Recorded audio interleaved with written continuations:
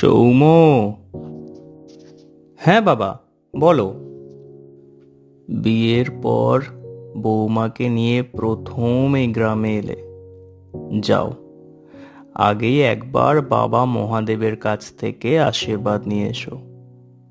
তোমাকে তো নতুন করে বলার কিছু নেই, তুমি সবই জানো।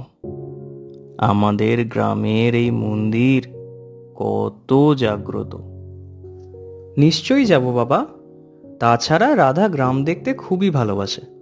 আমি ওকে বলছি এক্ষুনি তৈরি হয়ে নিতে। হে হে হে। বাহ বাহ, এ তো বড় ভালো কথা। তবে বাবা, একটা কথা, আজ অমাবস্যা, তার ওপর শনিবার। দেখো, বেশি রাত করো না। আর মনে আছে তো ওই অশ্বত্থ গাছটার কথা? হ্যাঁ বাবা, ও নিয়ে তুমি একদম চিন্তা করো না, আমি আছি তো। আচ্ছা আচ্ছা, যাও বাবা, তাড়াতাড়ি বেরিয়ে পড়ো। আচ্ছা। এই জন্যেই তোমাকে বলেছিলাম, চলো আগে মন্দির থেকে ঘুরে আসি, তারপর তোমাকে গ্রামটা ঘুরে দেখাবো। দেখলে তো, এখন সন্ধে হয়ে আসছে। তো কি হয়েছে? এখান থেকে আমাদের বাড়ি তো কিছুক্ষণের পথ, ফিরতে তো বেশি দেরি হবে না।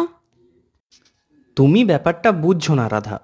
সন্ধ্যের পর এই পথে আসলে বাবা ভীষণ রাগ করেন, আর এই পথটাও ভালো না।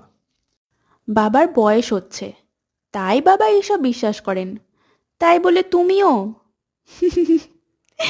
চলো ভিতুরা, আর ভয় পেতে হবে না। এই তো আমি আছি তোমাকে রক্ষা করার জন্য। হ্যাঁ, সে আর বলতে। চলো চলো, এবার সত্যি দেরি হয়ে যাচ্ছে।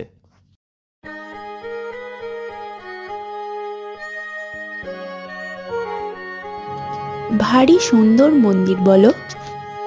হ্যাঁ, জানো তো, আমাদের গ্রামের এই মহাদেবের মন্দির খুবই জাগ্রত।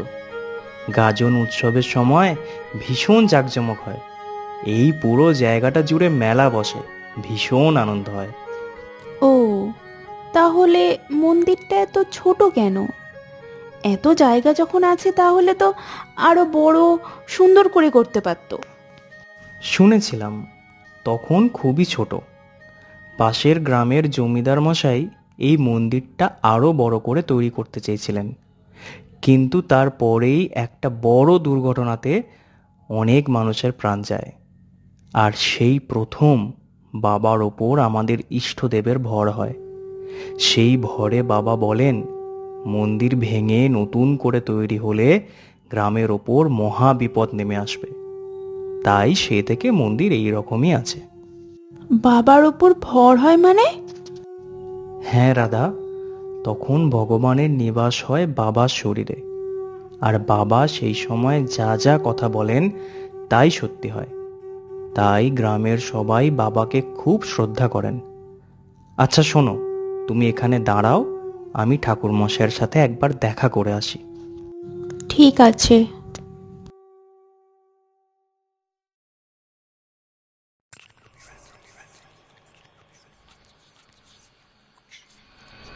বাহ, গাছটা তো বেশ সুন্দর মনে হচ্ছে। অনেক দিনের পুরানো।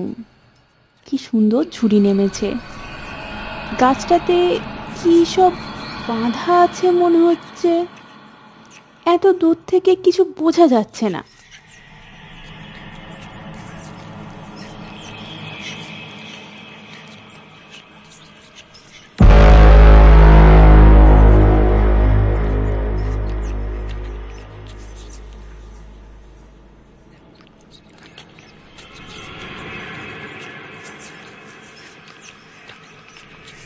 কি ব্যাপার? রাধা কোথায় গেল? ওকে তো আমি এইখানেই দাঁড়াতে বললাম। সর্বনাশ!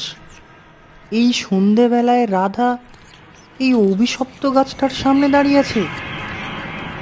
বাবা জানতে পারলে ভীষণ রাগ করবে। রাধা, কি করছো তুমি এখানে? তোমাকে তো বলেছিলাম ওখানে দাঁড়াতে। সৌম্য, দেখো গাছটা কি সুন্দর, অনেক দিনের পুরানো বলো। শিগগিরই এদিকে এসো। এ কি, তোমার পা থেকে তো রক্ত পড়ছে। হ্যাঁ হ্যাঁ, কোথায়? তাই তো, কিভাবে কাটলো বলো তো, বুঝতেই পারিনি। এই জায়গাটা মোটেই ভালো নয়, চলো তাড়াতাড়ি চলো এখান থেকে।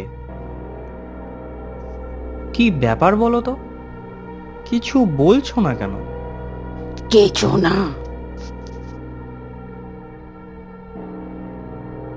এই দেখো বাড়ি এসে গেছি, কিন্তু বাবা বাইরে দাঁড়িয়ে আছে কেন? কি হলো বাবা, আমাদের দেরি হচ্ছে দেখে তুমি বাইরে দাঁড়িয়ে আছো? কি হলো বাবা, তোমাকে এমন লাগছে কেন? তোমাকে বারবার বলেছিলাম সন্ধ্যের আগে মন্দিরে যেতে। হ্যাঁ বাবা, কিন্তু চারিদিকটা ওকে দেখাতে দেখাতে একটু দেরি হয়ে গেল।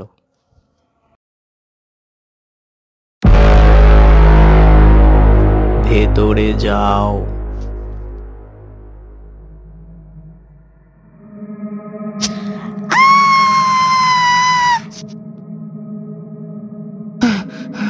কি ব্যাপার, ওটা কিসের আওয়াজ? রাধা, রাধা কোথায় গেল? রাধা, রাধা! সৌম্য, সৌম্য, শিগগিরই আয়, চল আমার সাথে। কেন বাবা, কি হয়েছে? তুমি তুমি রাধাকে দেখেছো? এত রাতে ও কোথায় গেল? আর কোনো প্রশ্ন করিস না বাবা, চল তাড়াতাড়ি চল, না হলে বৌমাকে আর বাঁচানো যাবে না। কি বলছো বাবা, তাহলে কি? হ্যাঁ হ্যাঁ, তুই যা ভাবছিস একদম ঠিক।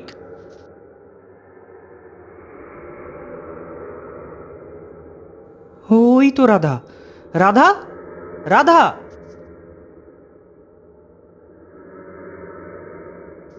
হে কি রাধা, তুমি?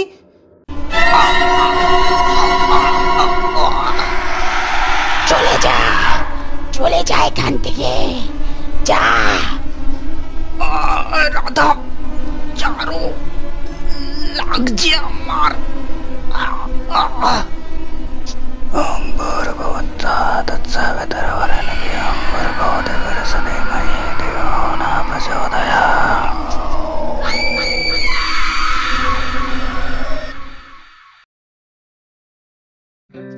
বৌমা, তোমাকে কিছু কথা বলি।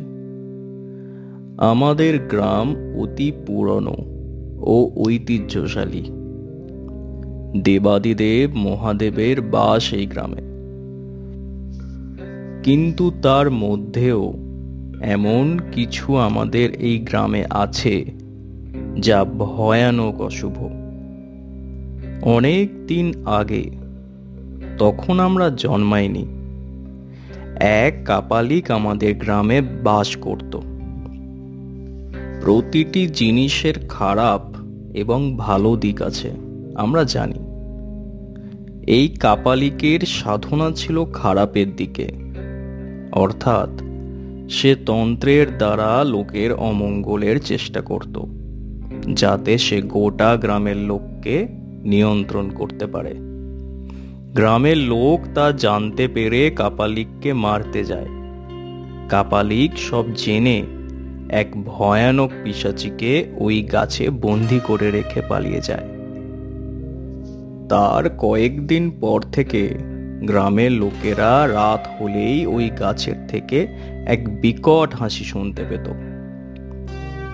এবং প্রতি অমাবস্যাতে একটি করে মেয়ে ওই গাছের ডালে আত্মহত্যা করত। তারপরেই ওর পাশে মহাদেবের মন্দির স্থাপন হয়। তাতে এই কুপ্রভাব থেকে আমরা কিছুটা স্বস্তি পাই। তাই বলছি মা, কখনো সন্ধ্যের পর ওই পথে যেও না। আচ্ছা বাবা, এবার থেকে আপনি যা বলবেন আমি তাই মেনে চলবো।